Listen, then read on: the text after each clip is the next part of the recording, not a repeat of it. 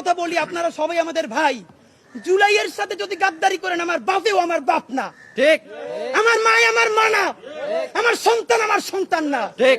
ছাত্র উপদেষ্টা দুইজন, আসিফ মাহমুদ, মাহফুজুল আলম, যদি সত্যি দায় দারদের রাজনীতি থেকে থাকে, জুলাই জনতার প্রতি আপনাদের দরদ থেকে থাকে, আজকে না আগামী 3 দিনের মধ্যে এই চেয়ার লাথি মেরে আমাদের কাতারে চলে আসেন। তোমরা কেন একা একা মাস্টার মাইন্ড হইতে গেলে আমারে বলো। ঠিক। তোমরা কেন বললো না এই আন্দোলনের মাস্টার মাইন্ড 18 কোটি জনগণ? ঠিক।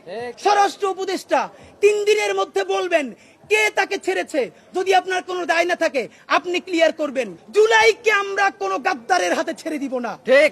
অতি দ্রুত, আমরা চুপ্পুকে চিনি না, কিছুকে চিনি না, ডিবি থেকে নাকি অথবা এসবি থেকে, বিমানবন্দর থেকে বলা হয়েছে হামিদ চলে যাচ্ছে, রাষ্ট্রপতির অফিস থেকে বলা হয়েছে ছেড়ে দেওয়ার জন্য।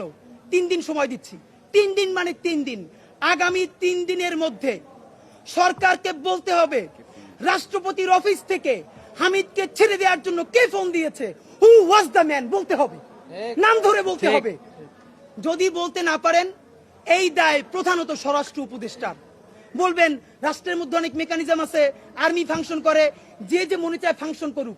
এত ফাংশনাল কথা মনে কইরা হাজার হাজার মানুষ শহীদ হয় নাই। আমাদের সাথে এখনো শত শত শহীদ পরিবারের কথা হয়। তারা বলেছে তাদের সন্তানদেরকে আমাদের সাথে পাঠাবে, এখনো পাঠায়। আহত ভাইদেরকে সামনে নামাইনি এখন পর্যন্ত।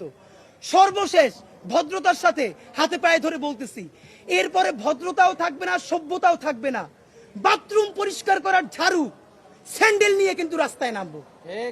যদি আমাদের জীবনই চলে যায়, শহীদদের পরিবারে যদি আবারও গণহত্যা চালানো হয়, আমার যেই ভাইয়ের একটা চোখ অন্ধ হয়ে গেছে, বাকি চোখটাও যদি অন্ধ হয়ে যায়, ইন্টারিম শুদ্ধ কিন্তু বাংলাদেশে রক্তের বন্যা বয়ে যাবে। বললাম ঠিক।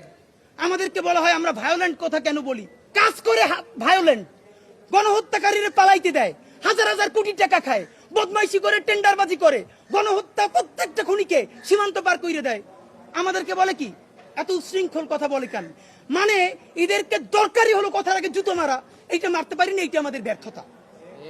তো দুনিয়ার যেই অসভ্য ভাষায় বললে এদের কানে লাগবে। আপনাদের মাধ্যমে বলি, এইখানে বসে স্বরাষ্ট্র উপদেষ্টাকে বলছিলাম, আপনি থানায় থানায় যান, রাতে রাতে যান, অন্তত ওনাকে একটা ধন্যবাদ জানাই। এই কথা বলার পরের দিনই উনি প্রত্যেকটা থানায় রাতে 10-12টা করে থানায় গেছে। আপনাদের মনে আছে কিনা? উনি রাস্তায় গেছে, উনি থানায় গেছে, এবং ঠিকই রাহাজানি বন্ধ হয়েছিল। কিন্তু আজকে স্বরাষ্ট্র উপদেষ্টা মুরব্বী মানুষ, আমার বাপের চেয়েও আপনি বড়। আর একবার আপনারে বলি, বাবা আপনি যা করছেন অনেক কিছু করছেন। আপনি প্রেস কনফারেন্স করে বলবেন এইখানে ফোন দেওয়ার সাথে আমার দায় আছে, আমার অমুক অফিসার ফোন দিছে, অথবা এই ব্যাপারে আমি কিছু জানি না, বাকিটা দেখবে জনতা ইনশাআল্লাহ।